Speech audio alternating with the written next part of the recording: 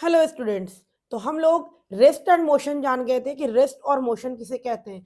तो मैंने बताया था कि रेस्ट एंड मोशन बताने के लिए सबसे पहले आपको क्या फिक्स करना है, रेफरेंस पॉइंट को फिक्स करना है। अगर आपने रेफरेंस पॉइंट फिक्स नहीं की तो आप किसी भी ऑब्जेक्ट को नहीं बता सकते कि वो रेस्ट में है या मोशन में है। तो यहाँ पर कंसेप्ट क्लियर ये हुआ हमारा कि रेस्ट और मोशन आपको बताने के लिए सबसे पहला कंसेप्ट आपको क्लियर क्या रखना है कि रेफरेंस पॉइंट क्या है, किसके रिस्पेक्ट में बताना है कि ऑब्जेक्ट रेस्ट में या मोशन में। ठीक है, मैंने आपको एग्जांपल दिया था कि मैं ये मार्कर लूं, ये मेरे रिस्पेक्ट में क्या है, रेस्ट में है। क्योंकि ये अगर ये मेरे डिस्टेंस पे 1 मीटर दूरी पे है और जैसे जैसे टाइम पास होते जा रहा है, 1 सेकंड 2 सेकंड 3 सेकंड 4 सेकंड पास होते जा रहा है, अभी तक ये उसी पोजिशन पे है, अपना पोजिशन चेंज नहीं किया है, तो ये ऑब्जेक्ट रेस्ट में है। लेकिन ये ऑब्जेक्ट रेस्ट में है, मोशन में है। अगर किसी दौड़ते हुए पर्सन से आप पूछोगे तो वो क्या बताएगा कि मोशन में है। क्यों? क्योंकि उसके अकॉर्डिंग ये पोजीशन चेंज होता हुआ दिखेगा। ठीक है, जैसे जैसे उसका पोजीशन चेंज हो रहा है वैसे वैसे इसको ये चेंज होता हुआ दिखेगा। तो इसलिए मैं यहाँ पर यही आपको समझाना चाह रही हूँ कि रेस्ट और मोशन बताने के लिए आपको क्लियर करना होगा कि रेफरेंस पॉइंट क्या है, किसके रिस्पेक्ट में पूछ रहा है। क्लियर है पॉइंट? उसके बाद मैंने आपको बताया था स्केलर क्वांटिटी और वेक्टर क्वांटिटी। स्केलर क्वांटिटी मैंने बताया था कि सिर्फ मैथमेटिकल वैल्यू या सिर्फ मैग्नीट्यूड जिसमें होता है उसको हम लोग स्केलर कहते हैं, और मैग्नीट्यूड के साथ डायरेक्शन भी होता है, यानी कि मैथमेटिकल वैल्यू के साथ आपको डायरेक्शन भी बताना पड़े तो उस केस में हम लोग उसको वेक्टर क्वांटिटी बोलते हैं। कुछ के एग्जाम्पल्स मैंने आपको दिए थे, वो हम लोग पढ़ेंगे धीरे धीरे। ठीक है, तो आप अब हम लोग प्रीवियस क्लास में डिस्टेंस और डिस्प्लेसमेंट के बारे में थोड़ा सा डिस्कशन किए थे और वहां पर हम लोग एंड कर दिए थे। आज हम लोग स्टार्ट करेंगे डिस्टेंस और डिस्प्लेसमेंट को बहुत डिटेल में। डिस्टेंस और डिस्प्लेसमेंट 9th क्लास जो स्टार्ट हुआ है ये आपकी आपके किसी भी सक्सेस में, यानी कि आपको किसी फील्ड में जाना है, मेडिकल में जाना है या इंजीनियर में जाना है, इंजीनियरिंग करनी है या मेडिकल करनी है, किसी फील्ड में भी जानी है, आपको यहाँ से आपकी स्टार्ट हो गई। ठीक है, यहाँ से आपकी जर्नी स्टार्ट हो जाती है। इसीलिए क्लास 9 को ज्यादा हल्के में नहीं लीजिएगा, यहाँ पर बहुत आपको मेहनत करना पड़ेगा। टफ नहीं है, लेकिन अभी आप लोग क्लास 8 में पास करके आए हो 9th में, तो यहाँ पर आपको हर एक चीज न्यू दिखने को मिलेगी, नई नई आपको टॉपिक पढ़ने को मिलेगी, यहाँ पर न्यूमेरिकल पढ़ने को मिलेगा। तो आप जो 8 क्लास 7 क्लास में नहीं पढ़े होगे, ठीक है, तो आपको थोड़ा टफ लगेगा, उससे आपको घबराना नहीं है। आपको एक बार दो बार तीन बार चार बार मेहनत करनी है। ठीक है, यहाँ से आपकी जर्नी स्टार्ट हो जाती है, आप जिस वे में जाना चाहते हो। ठीक है, आप इंजीनियरिंग करना चाहते हो, डॉक्टर्स बनना चाहते हो या किसी और फील्ड में जाते हो, हर फील्ड में आपको यहाँ पर फिजिक्स पढ़ना होगा। और फिजिक्स अच्छा होने के लिए क्या अच्छा होना चाहिए, मैथ्स अच्छा होना चाहिए। तो मैथ्स तो और सबका अच्छा होगा ही। क्या है, फिजिक्स में मैथ इस्तेमाल यूज होता है बहुत ज्यादा। ऐसा नहीं है कि मैथ सिर्फ फिजिक्स में ही इस्तेमाल होता है, आप आगे जा करके पढ़ोगे तो इकोनॉमिक्स में भी मिलेगा मैथ्स आपको, और भी बहुत सारे मिलेगा। तो वो तो बात की बात हुई, लेकिन मैं यहाँ पर बता रही हूँ कि फिजिक्स अच्छा जो होता है, स्ट्रॉन्ग जो होता है, इसका मैथ्स बहुत ज्यादा स्ट्रॉन्ग होता है। और अगर इसका मैथ स्ट्रॉन्ग नहीं है तो कोई दिक्कत नहीं, आप पढ़ो ना। आप घबरा क्यों रहे हो? मैथ से डर, बहुत सारे बच्चे मैथ से डरते हैं। ठीक है, मैथ से डर के उनके माइंड में देखो, सब माइंड सेट होता है, माइंड में जो आप सेट कर लोगे आपका माइंड वैसे ही वर्क करेगा। आप सेट कर लेते हो माइंड में कि ये टफ है, तो वो आपको पूरी जिंदगी टफ लगेगी, कभी भी आपसे इजीली हैंडल नहीं होगा। तो बस यहाँ पर ये कंसेप्ट रखना है कि सब आसान है, हमको पढ़ना है, हमको मेहनत करना है, हर एक टॉपिक को क्लियर करना है। चलो ठीक है, हम लोग डिस्टेंस स्टार्ट करते हैं। तो डिस्टेंस में मैंने बताया था कि जो actual path covered by particle is known as distance होता है, और जो शॉर्टेस्ट पाथ, ठीक है, या आप यहां पर इसको इस तरीके से भी लिख सकते हो, यहां पर आप इस तरीके से भी इसको लिख सकते हो,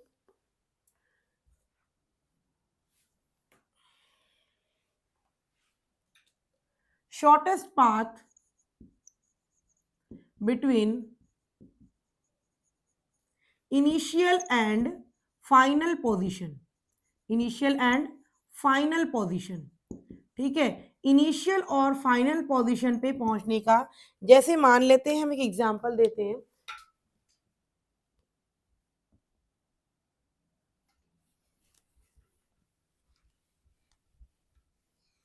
ठीक है, मैं एग्जांपल देती हूँ। जैसे मान लेते हैं इस बच्चे को, ये पॉइंट ए है हमारा, ठीक है, और जो पॉइंट से स्टार्ट होता है उसको हम लोग इनिशियल पॉइंट कहते हैं। क्या कहते हैं? इनिशियल पॉइंट कहते हैं। जिस पॉइंट से स्टार्ट होता है उसको हम लोग क्या कहते हैं बच्चों? इनिशियल पॉइंट कहते हैं। ठीक है, तो इनिशियल पॉइंट हो गया हमारा ए, और ये पॉइंट हो गया हमारा बी, जिसको हम लोग फाइनल पोजीशन कहते हैं। ठीक है, जहां से स्टार्ट करता है उसको हम लोग इनिशियल पोजीशन कहते हैं, और जहां पर एंड होता है उसको हम लोग फाइनल पोजीशन कहते हैं। ठीक है, तो एक बच्चे को ए पॉइंट से बी पॉइंट पे जाना है। ठीक है, ए पॉइंट से बी पॉइंट पे जाना है, तो ये क्या कर सकता है? ये रास्ता अप्लाई कर सकता है, इस रास्ते से जा सकता है, पूरा इस रास्ते से घूम करके जा सकता है इस तरीके से, या फिर इसको इस तरीके से घूम करके जा सकता है।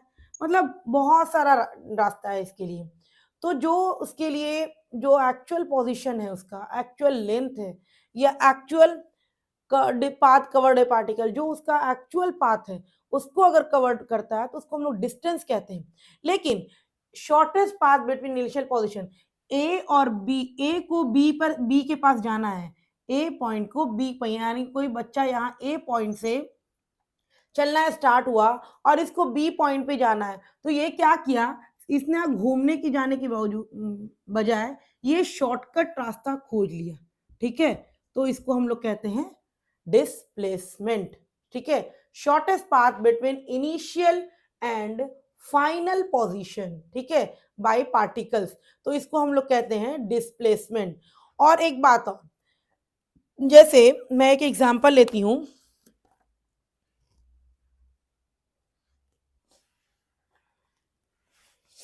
जैसे मैंने एक एग्जांपल लिया, ठीक है, मैं आपको समझा रही हूँ, उसके बाद मैं क्वेश्चंस भी करके आपको सिखाऊंगी। ठीक है, देखो, तो सबसे पहले क्या हुआ? डिस्टेंस जो है हमारा, ये हमारी स्केलर क्वांटिटी होती है। ठीक है, स्केलर क्वांटिटी होती है, क्वांटिटी होती है। ठीक है, डिस्टेंस जो होती है हमारी स्केलर क्वांटिटी होती है, लेकिन डिस्प्लेसमेंट हमारी वेक्टर क्वांटिटी होती है, क्योंकि डिस्प्लेसमेंट में डायरेक्शन मेंशन हुआ ना, shortest path between initial and final position.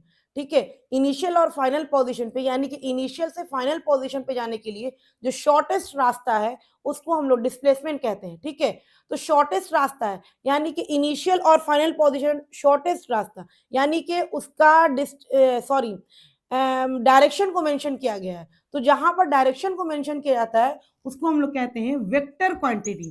तो डिस्प्लेसमेंट जो हमारा होता है ये वेक्टर क्वांटिटी होता है। ठीक है, डिस्टेंस क्या होगा? Distance always positive, always positive, distance always positive. Distance कभी निगेटिव या कभी जीरो नहीं होता है। आप लोग खुद जानते हो कि आप चले 2 किलोमीटर चले, उसके बाद फिर आप रेस्ट किए, फिर आप 3 किलोमीटर चले, फिर रेस्ट किए, फिर 4 किलोमीटर चले, इस तरीके से क्या होती है आपकी डिस्टेंस जो होती है ऐड होती जाती है। ऐसा तो नहीं होता है आप 2 किलोमीटर चले तो वो काउंट नहीं होगा, सिर्फ 3 किलोमीटर काउंट होगा, या तीन वहां से आप वापस आ गए तो फिर जीरो हो गया। डिस्टेंस तो ऐसा नहीं होता है, जितना ज्यादा आप चलोगे, जितना ज्यादा आप पाथ कवर करोगे, उतना ज्यादा डिस्टेंस होगा हमारा। डिस्टेंस कभी जीरो होता है? नहीं, डिस्टेंस हमेशा पॉजिटिव होता है, ना डिस्टेंस जीरो होता है ना डिस्टेंस निगेटिव होता है। लेकिन डिस्प्लेसमेंट के केस में डिस्प्लेसमेंट में बी पॉजिटिव, निगेटिव और जीरो। ठीक है, डिस्प्लेसमेंट जो होता है पॉजिटिव भी होता है, निगेटिव भी होता है और जीरो भी होता है। ये इस पर हम अभी क्वेश्चंस कराएंगे जो आपको क्लियर करा देंगे किस केस में डिस्प्लेसमेंट जीरो हो गया और किस केस में डिस्प्लेसमेंट निगेटिव होगा और किस केस में पॉजिटिव होगा। ठीक है, तो एक ये पॉइंट हो गया। उसके बाद हम लोग का यूनिट क्या होती है इसमें? यूनिट क्या होगी हमारी? यूनिट जो होगी हमारी वो होगी, क्या होती है डिस्टेंस की यूनिट? बताइए, डिस्टेंस की यूनिट आप लोग को पता होनी चाहिए, क्या होती है? मीटर होती है, मीटर होती है या किलोमीटर होती है? मीटर होती है या किलोमीटर होती है, यही दो होती है। डिस्प्लेसमेंट का भी वही होगा यूनिट, मीटर या किलोमीटर। ठीक है, तो ये हो गई डिस्टेंस और डिस्प्लेसमेंट की बात। तो तो अब मैं डिस्टेंस और डिस्प्लेसमेंट को आपको क्लियर कर रही हूँ कि क्या डिस्टेंस तो खैर क्लियर रहता है, ठीक है, लेकिन डिस्प्लेसमेंट थोड़ा दिक्कत हो जाती है। किस केस में डिस्प्लेसमेंट? सबसे पहली बात आपको ये देखना है कि कहीं पर भी आपको डिस्प्लेसमेंट अगर बताना है तो आपको कुछ भी नहीं करना, आपको करना है इनिशियल से फाइनल पोजीशन से का सिर्फ डिस्टेंस बता देना है, ठीक है। इनिशियल से फाइनल पोजीशन, वो कितना घूम करके गया है, किधर से गया है, हमको नहीं मालूम। वो इनिशियली कहां से स्टार्ट किया और फाइनल कहां पे पहुंचा, ये डिस्टेंस को ही डिस्प्लेसमेंट कहेंगे। एक बच्चा यहां से चलना शुरू किया, पूरा गोल गोल घूम लिया, घूम फिर करके आ गया और उसी पोजीशन पे आ गया, ठीक है। तो क्या हुआ, इनिशियल पोजीशन जहां से शुरू किया था फाइनल पोजीशन वहीं पर आ गया, तो क्या डिस्प्लेसमेंट हुआ? No displacement, displacement zero. समझ में आ रहा है? जैसे मैंने यहां, जैसे आप लोग स्कूल जाते होगे, स्कूल जाने के लिए आप घर से निकले, तो घर से स्कूल गए, मान लिया कि आपका स्कूल 2 किलोमीटर है, 2 किलोमीटर गए, ठीक है, और फिर आप स्कूल से वापस अपने घर आ गए, तो क्या हुआ, 2 किलोमीटर घर वापस आ गए फिर से। अगर आपसे कोई पूछेगा कि आप कितना डिस्टेंस कवर किए, तो आप बोलोगे 2 किलोमीटर जाने में और 2 किलोमीटर वहां से वापस आने में, यानी कि 4 किलोमीटर डिस्टेंस मैंने आज कवर किया, ठीक है। लेकिन अगर आपसे पूछेगा डिस्प्लेसमेंट क्या हुआ, तो आप क्या बताओगे? डिस्प्लेसमेंट मैंने बताया है कि इनिशियल और फाइनल पोजीशन का जो डिस्टेंस होता है उसी को डिस्प्लेसमेंट कहते हैं। इनिशियल और फाइनल पोजीशन को आपको बस बताना है, वही डिस्प्लेसमेंट है आपका। तो आप इनिशियली घर से स्टार्ट किए और फिर से घर आ गए, तो कोई डिस्टेंस रहा नहीं रहा, तो उस केस में डिस्प्लेसमेंट जीरो हो जाता है। समझ में आ रही है? जिस पॉइंट से हम स्टार्ट किए हैं फिर से हम उसी पॉइंट पे आ गए, तो मेरा डिस्प्लेसमेंट क्या हो जाएगा? जीरो हो जाएगा। जैसे हम एक सर्किल लिए, ठीक है, एक सर्कुलर पाथ में, ठीक है, ये सर्कुलर पाथ है, एक बच्चा यहां से चलना शुरू किया और ये फिर पूरा एक चक्कर लगा करके फिर इसी पोजीशन पे आ गया, ठीक है। बात को जरा ध्यान सुनिएगा कि मैं डिस्टेंस की बात नहीं कर रही हूं, क्योंकि डिस्टेंस तो बिल्कुल आसान है, जितना कवर किए सबको ऐड करते जाएंगे वो मेरा डिस्टेंस हो गया। लेकिन डिस्प्लेसमेंट में थोड़ी सी दिक्कत होती है। तो देखो बच्चों, एक बच्चा है, वो इस पॉइंट से स्टार्ट किया चलना और ये पूरा सर्कुलर पाथ कवर कर करके उसी पॉइंट पे आ गया। आपसे पूछेगा बताइए डिस्टेंस क्या है, तो डिस्टेंस बताइएगा, आप क्या बताइएगा? इतना पूरा जो कवर किया यही ना डिस्टेंस है मेरा। तो ये पूरा कवर क्या होता है? Circumference of the circle 2πr। लेकिन डिस्प्लेसमेंट क्या हो जाएगा? डिस्प्लेसमेंट इस केस में हमारा जीरो हो जाएगा। क्यों? क्योंकि उसने जिस पॉइंट से स्टार्ट किया था उसी पॉइंट पे आके वापस रुक गया है, तो इस केस में डिस्प्लेसमेंट हमारा जीरो हो जाता है। क्लियर है पॉइंट? डिस्प्लेसमेंट जीरो हो गया, कोई दिक्कत की बात नहीं हुई आपको? क्लियर है? आई होप कि आप लोग को क्लियर हुआ होगा डिस्प्लेसमेंट जीरो कब होता है। अब नेक्स्ट देखिए, डिस्प्लेसमेंट निगेटिव कब होता है। ठीक है, मैंने लिख दिया है डिस्प्लेसमेंट में पॉजिटिव, निगेटिव और जीरो। तो पॉजिटिव तो खैर कोई दिक्कत नहीं है, जैसे एक बच्चा ए पॉइंट से चलना शुरू किया और ये बी पॉइंट पे चला और यहां से यहां तक की दूरी मान लेते हैं 2 मीटर है, ठीक है। यहां से यहां तक की दूरी हमारी क्या है? ए से बी तक की दूरी हमारी क्या है? 2 मीटर है। तो आपसे क्वेश्चन में पूछेगा कि बताइए डिस्टेंस इस केस में कितना होगा और डिस्प्लेसमेंट कितना होगा। तो डिस्टेंस हमारा कितना होगा? डिस्टेंस तो बताने के लिए कोई दिक्कत की बात नहीं है, 2 मीटर। लेकिन आपको डिस्प्लेसमेंट बताने के लिए क्या देखना पड़ेगा? इनिशियल और फाइनल पोजीशन के बीच का डिस्टेंस। तो इनिशियल पोजीशन ये है, फाइनल पोजीशन ये है, इस केस में डिस्प्लेसमेंट भी क्या हो जाएगा? 2 मीटर। समझ में आ रही है? 2 मीटर। ये क्लियर हो गया पॉइंट। अब यहां पर देखिए, नेक्स्ट मैं करती हूं, वही बच्चा बी पॉइंट पे जाने के बाद वो फिर से ए पॉइंट पे आ गया, फिर से ए पॉइंट पे आ गया।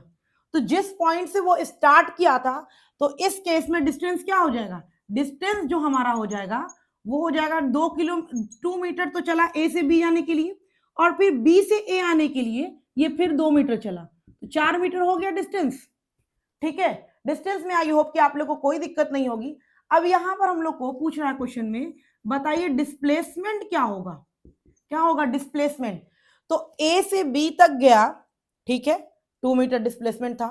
बी से फिर से वही उसी पोजीशन पे आ गया, फिर से वो उसी पोजीशन पे आ गया, तो डिस्प्लेसमेंट क्या हो गया? जीरो हो गया। इस केस में आप डिस्प्लेसमेंट जीरो लिखोगे। तो घबराना नहीं है, क्वेश्चन पूछेगा डिस्प्लेसमेंट से, ठीक है। डिस्टेंस से डिस्प्लेसमेंट से क्वेश्चन पूछता है, एनसीईआरटी भी आपका क्वेश्चन दिया हुआ है, मैं उसको कराऊंगी क्वेश्चन, लेकिन मैं आपको बता रही हूँ कि डिस्टेंस और डिस्प्लेसमेंट कैसे हम लोग फाइंड आउट करते हैं। तो जिस पॉइंट से हम लोग स्टार्ट किए हैं, अगर उसी पॉइंट पे दोबारा आ गए तो उस केस में डिस्प्लेसमेंट 0 हो जाता है। अब देखो बच्चों, मैं एक क्वेश्चन और कराती हूं आपको।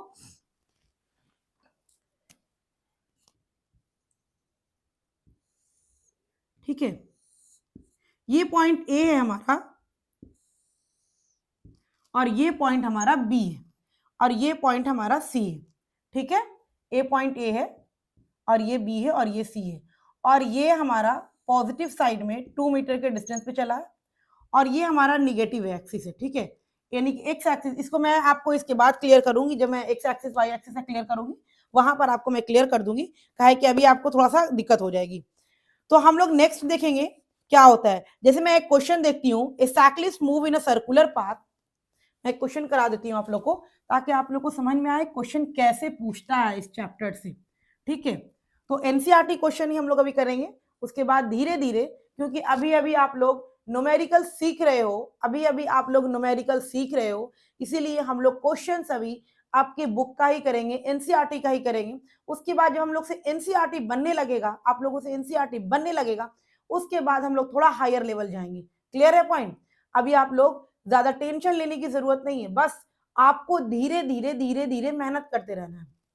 तो चलिए हम लोग देखते हैं ये डिस्टेंस और डिस्प्लेसमेंट का ये क्वेश्चन। ठीक है, कि क्वेश्चन हमारा क्या है, तो हम लोग शुरू करते हैं। क्वेश्चन में कह रहा है, a cyclist move in a circular path, question में कह रहा है ए साइक्लिस्ट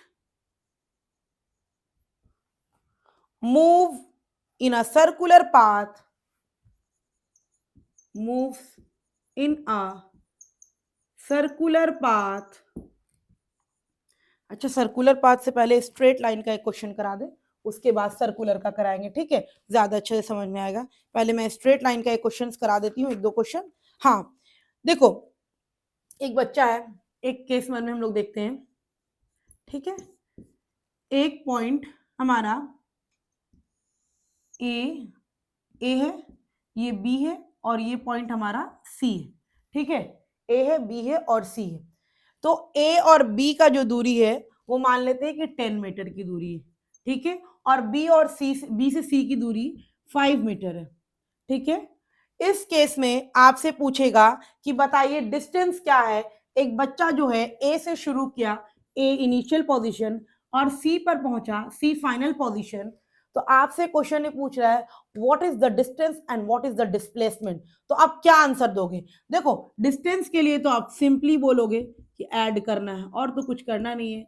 ए से बी तक की दूरी 10 मीटर प्लस बी से सी की दूरी 5 मीटर, तो आपका क्या हो जाएगा? 15 मीटर हो गया डिस्टेंस। क्लियर है पॉइंट?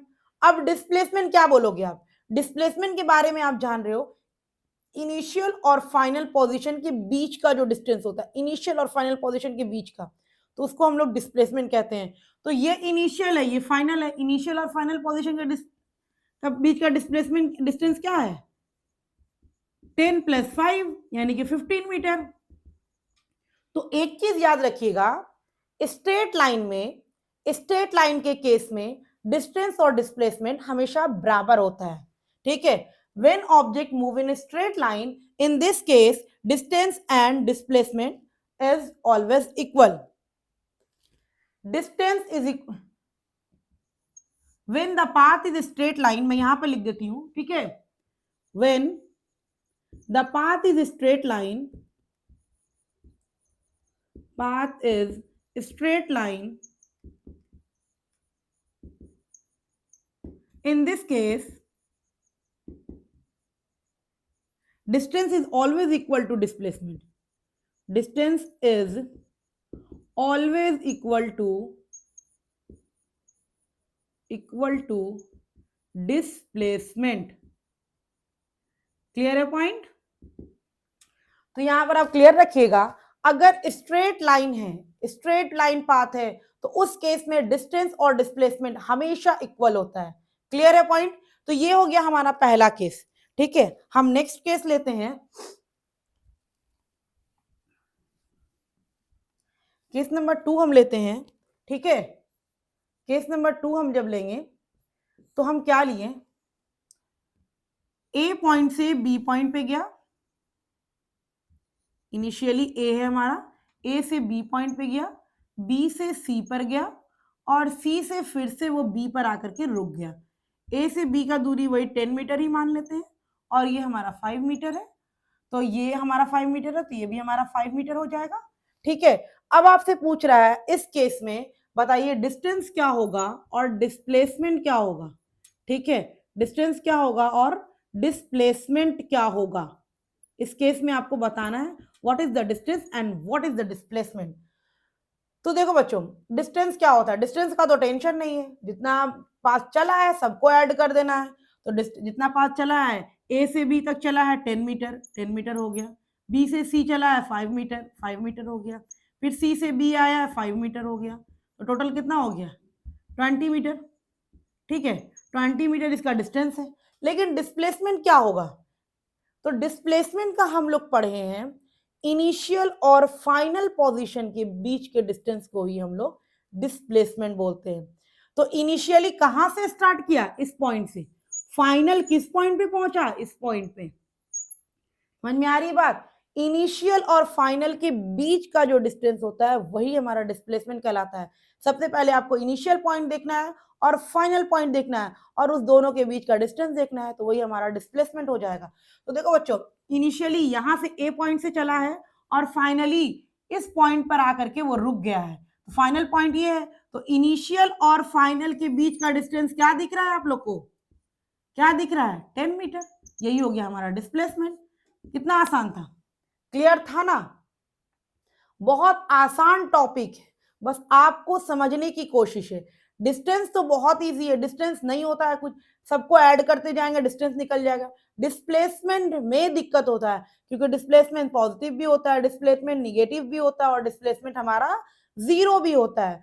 तो डिस्प्लेसमेंट हमारा किस केस में क्या बनेगा, मैंने बताया कि एक सर्कुलर पाथ में अगर ऑब्जेक्ट चल रहा है, आपको अगर यही ऑब्जेक्ट ये जो है, मान लेते हैं ये केस हम लिए ए और ये लिए बी और ये लिए हम सी, ठीक है, और ये यहां से चलना शुरू किया ए पॉइंट से इनिशियली और चल करके फिर सी पॉइंट पे पहुंचा और सी पॉइंट से चल करके फिर से वो ए पॉइंट पे आ गया। ठीक है, तो यहीं पर इनिशियल पॉइंट भी हो गया और फाइनल पॉइंट भी हो गया। इस केस में डिस्प्लेसमेंट हमारा क्या होता है, जीरो होता है। ठीक है, जहां से स्टार्ट किया था फाइनली वहीं पर आकर के रुक गया, तो उस केस में डिस्प्लेसमेंट जीरो होता है। क्लियर है पॉइंट। अगर आपको डिस्प्लेसमेंट बताना है तो सबसे पहले आपको इनिशियल पॉइंट और फाइनल पॉइंट को चेक करना पड़ेगा कि इनिशियल पॉइंट कहां पर है और फाइनल पॉइंट कहां पर है। अगर आपने ये चेक कर लिया इनिशियल पॉइंट कहां पे और फाइनल पॉइंट कहां पे, उसके बीच का आप डिस्टेंस बता दोगे, वही हमारा डिस्प्लेसमेंट हो जाएगा। क्लियर है। तो डिस्प्लेसमेंट पॉजिटिव भी होता है, डिस्प्लेसमेंट निगेटिव भी होता है और डिस्प्लेसमेंट जीरो भी होता है। और जिस पॉइंट से हम चलना स्टार्ट किए हैं अगर उसी पॉइंट पे वापस आ गए तो उस केस में डिस्प्लेसमेंट हमारा जीरो हो जाता है। क्लियर है पॉइंट। जिस पॉइंट से हम चलना स्टार्ट किए हैं, अगर हम चल करके हम कितना दूर चलें, दिन भर चलें, मान लिया कि हम सुबह चलना स्टार्ट किए, हम पूरे दिन चलें और फिर शाम में उसी पॉइंट पे आ गए। जैसे आप लोग सुबह में कहीं बाहर गए खेलने के लिए, आप दिन भर खेले और फिर से वापस घर पे आ गए, अगर आपको इस केस में डिस्टेंस पूछेगा और डिस्प्लेसमेंट पूछेगा तो आप क्या बोलोगे। आपको अगर डिस्टेंस पूछेगा तो आप क्या करोगे, जितना दूर चले हो सबको ऐड करके बताओगे कि हाँ इतना डिस्टेंस हम चले हैं। ठीक है, लेकिन अगर आपको डिस्प्लेसमेंट पूछेगा तो आप क्या बताओगे। आपको डिस्प्लेसमेंट पूछेगा तो आपके दिमाग में बस एक ही चीज आना चाहिए, इनिशियल पॉइंट क्या था और फाइनल पॉइंट क्या है। इनिशियल पॉइंट मैंने यहीं से चलना शुरू किया था और फाइनल मैं यहीं पर आ गया हूं या आ गई हूं, तो क्या हुआ, जीरो हो गया। क्लियर है पॉइंट। इनिशियल पॉइंट और फाइनल पॉइंट अगर आकर के एक ही पॉइंट पे मिलता है तो हमारा डिस्प्लेसमेंट क्या होता है, जीरो होता है। तो ये आपका था डिस्टेंस और डिस्प्लेसमेंट। डिस्टेंस जहां से भी आप स्टार्ट करोगे, जहां से भी आप स्टार्ट करें, पूरी दुनिया घूम लिए और आपका डिस्टेंस क्या होगा, जितना आप घूमते गए आपका ऐड होते गया। लेकिन आप वापस घर आ गए घूम करके, अब आपसे पूछ रहा है कि बताइए डिस्प्लेसमेंट क्या हुआ, तो आप क्या बोलोगे, जीरो। जहां से मैंने चलना शुरू किया था वहीं वापस आ गया, तो डिस्प्लेसमेंट क्या हुआ, जीरो हो गया। तो डिस्टेंस और डिस्प्लेसमेंट बहुत इंपॉर्टेंट है यहाँ पर, ठीक है। अभी आपको न्यूमेरिकल एनसीईआरटी का मैं कराऊंगी, हर एक टॉपिक का न्यूमेरिकल कराऊंगी ताकि आपको, और पहली बात ये कि आपको न्यूमेरिकल थोड़ा बनाने में अभी थोड़ा मुश्किल होगा क्योंकि अभी आप लोग नया नया न्यूमेरिकल सीख रहे हो, लेकिन 2 बार 3 बार बनाओगे 100% कहते हैं कि आपको कोई रोक नहीं सकता है न्यूमेरिकल सॉल्व करने में।